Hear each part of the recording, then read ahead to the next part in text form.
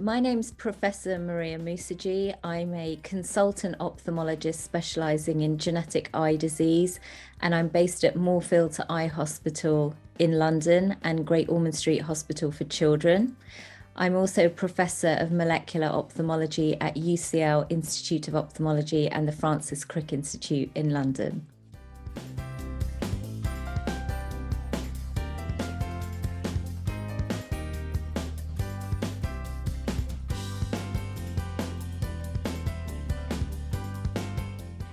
So yeah, Usher syndrome is a rare disease. It has a prevalence of around 4 to 15 per 100,000 people, and it's a genetic disease. So it's caused by a handful of genes, and there are 3 types of Usher syndrome: type 1, type 2, and type 3. And you can categorize those by the clinical features of each type. So type 1 Usher syndrome is the most severe form of Usher's. Children are essentially born with severe to profound bilateral congenital sensory neural hearing loss. And they also experience balance problems, so vestibular dysfunction.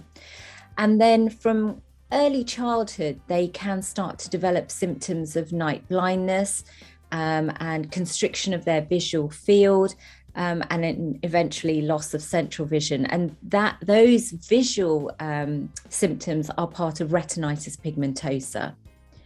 So type 2 Usher's is slightly milder. Again, children are born with hearing loss, but this is in the kind of moderate to severe severity levels.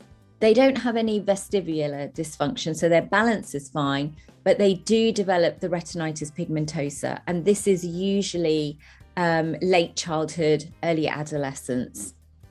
And then type 3 Usher's is quite variable. Patients have a variable onset of hearing loss, and sometimes it can be progressive. They can have a variable presentation of the balance problems. So some patients have it and some people don't. And the same goes for the retinitis pigmentosa. So it's just a kind of a more different and varied presentation with not all features and not set timelines. So that's the kind of summary of the 3 main different types of Usher syndrome.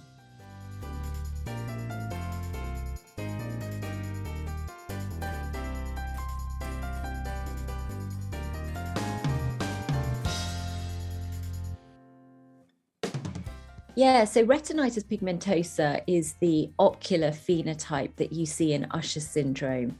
As I mentioned previously, first symptoms that an individual will experience in childhood for at least type 1 and type 2 Usher's is problems with their night vision, nyctalopia. So they struggle in the dark.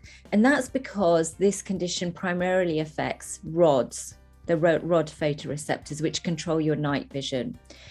Following that, the patient then develops visual field loss, so constriction of their visual fields as the rods are dying off. And then eventually their central vision is also affected as their cone photoreceptors are affected by the condition. When you look at the back of the eye, the features of it are similar to all cases of patients with retinitis pigmentosa. So you see the kind of characteristic waxy pale disc, retinal vessel attenuation, bone spicules in the mid-periphery.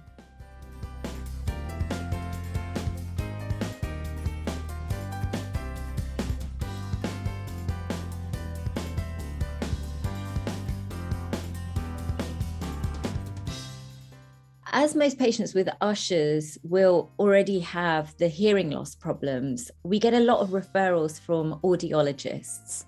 And sometimes those referrals are timely, sometimes they're very early to rule out, for example, Usher's. And so, for example, if you were to do electrophysiology tests, they might actually come back normal because the eyes haven't started to degenerate at that point. But now, because we're moving into the era of genomic medicine, where we're doing a lot more genetic testing on individuals, children with hearing loss, sensory neural hearing loss, may actually undergo genetic testing before even reaching the ophthalmologist and actually be identified to have a genetic mutation in a gene that causes Usher syndrome. And so we're almost kind of preempting that step. But when a patient with Usher's does present to ophthalmology, we would do a full history and examination. We would do visual acuities, visual fields tests. We would do retinal imaging using Optos wide field imaging to capture the fundus features. We would do autofluorescence to look for any signs of any degeneration, OCT imaging, and we would send patients off for electroretinography as well. So those are the tests that we would do to evaluate someone.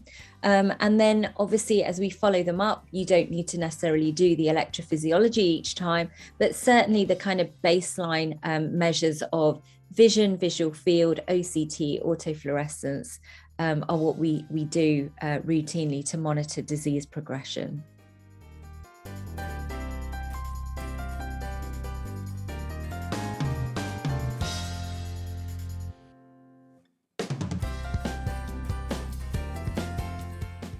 %, I recommend that any patients with Usher syndrome or retinitis pigmentosa undergoes genetic testing.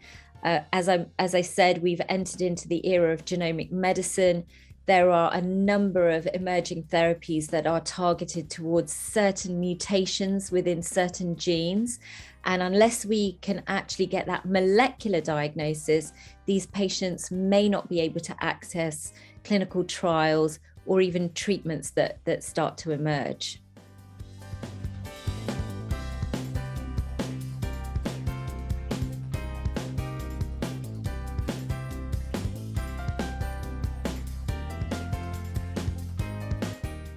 So we've really seen some success stories from the recent gene therapy called voretigene neparvovec or Luxturna, which treats RPE65 patients. And there is a lot of work going on in the field of Usher syndrome in terms of new therapies.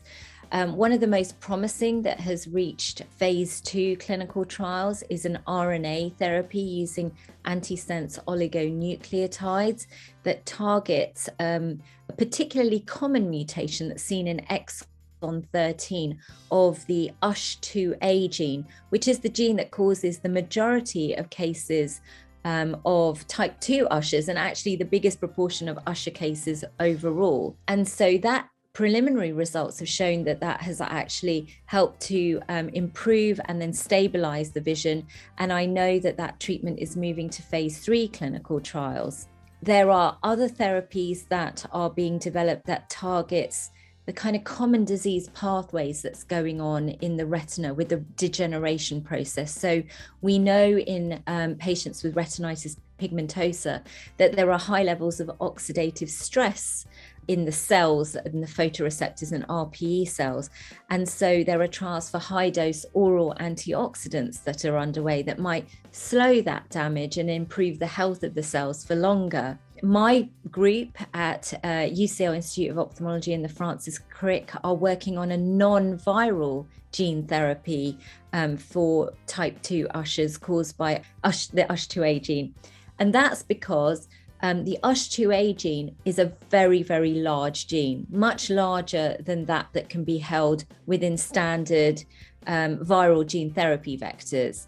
So the standard AAV vector can hold a gene that is about 4.5 kb in size, whereas the USH2A gene is about 15 kb. And so it wouldn't fit into that virus to be able to deliver to the back of the eye. And so we're using these DNA plasmid vectors, which can encompass the whole gene and then again deliver that to the retina and see if that is actually having a beneficial effect. So that's coming through.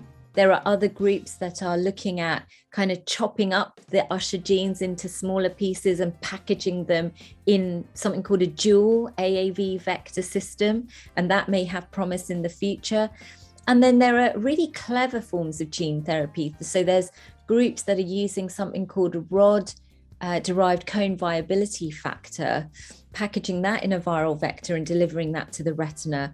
And the principle behind that is that the rod photoreceptors release this rod derived cone viability factor, and that enables the cones to uptake glucose and convert that to energy and work efficiently. And when the rods die off, they don't produce this factor, so the cones can't uptake as much glucose, and then they essentially starve to death. And so the theory behind that gene therapy is if you can give that factor back, then maybe it will preserve the cones and allow them to work better for longer. So these are some of the kind of really interesting emerging therapies that are underway. Some, as I said, are very preclinical and some are in clinical trials, but there is an immense amount of hope for patients with Usher syndrome at the moment.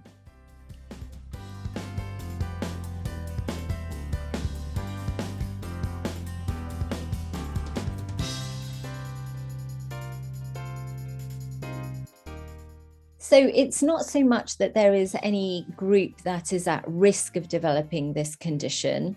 It is a genetic condition, and so and it's autosomal recessive inheritance. So an individual would need to inherit two bad copies of a gene from their parents. So, you know, for example, if there is a history of Usher syndrome in the family and there are high rates of consanguinity, then these are kind of potential factors where an individual may have a higher risk of developing it, but there is no environmental influence. There are certain regions of the world where there are founder mutations in certain Usher genes, and so the prevalence is higher in the population, and so inheriting that combination might put you at higher risk.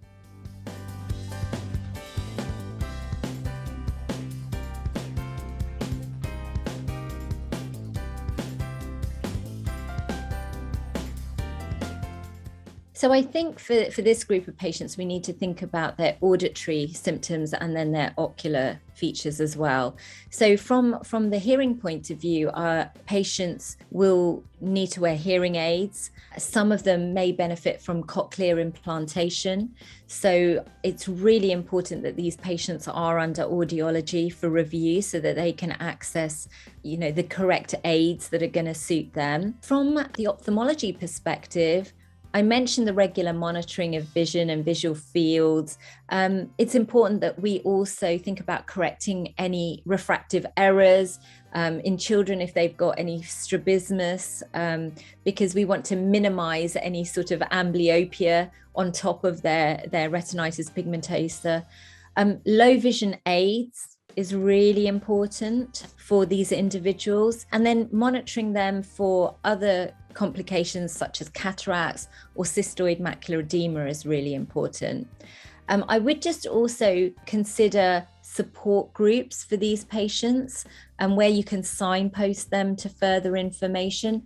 There are a significant number of charities that are available to individuals. For example, in the UK, we have Retina UK, we've got Usher Kids UK, then more internationally there's the Usher Syndrome Coalition, Cure Usher, the Molly Watt Trust, Sense. I mean, so there's a lot of different organizations. For healthcare professionals who are interested in keeping up to date with Usher syndrome, learning about the different research that's underway and emerging therapies, we devised a really great website on genetic eye disorders called gene.vision, and I would really urge people to go and have a look at that. There are pages for patients and also healthcare professionals, so you can signpost your patients there. It's very reliable, and then they can access the support they need going forwards.